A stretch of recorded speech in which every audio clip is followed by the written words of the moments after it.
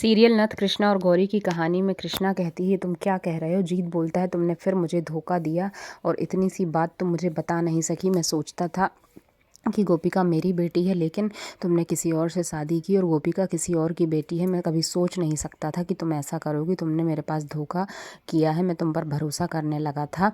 और वहाँ पर गौरी खुश है, दोनों लड़ रहे हैं तो क्योंकि उसने डीएनए रिपोर्ट बदल दी है, तभी जीत को शक हो गया है।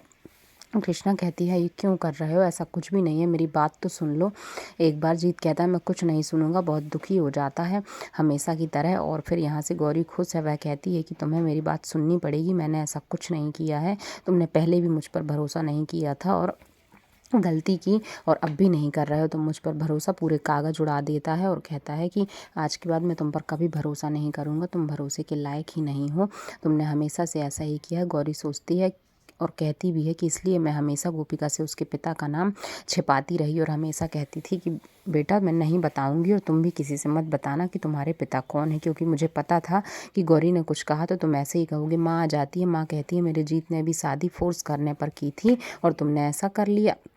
वह कहती है कि रुक जाओ, मैं तुम दोनों की समस्या दूर करती हूँ। यहाँ पर बोलती है, तुम्हें अग्नि परीक्षा देनी होगी। मैं सिर पर हाथ रख लेता ही है अपने और कहती है कि तुम्हें अग्नि परीक्षा इसकी लेनी ही होगी। जीत कहता है, माँ ऐसा मत करो, मुझे ये सब नहीं करवाना है, मुझे पसंद नहीं है। उसका हाथ नीचे कर देती है और कहती है, आज तो कृष्णा की अग्नि परीक्षा होकर रहेगी।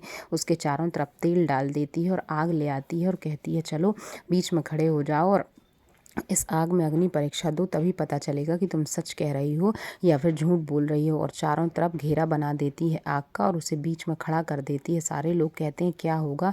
कृष्णा बोलती है, मुझे ये अग्नि परीक्षा तो पार करनी ही होगी।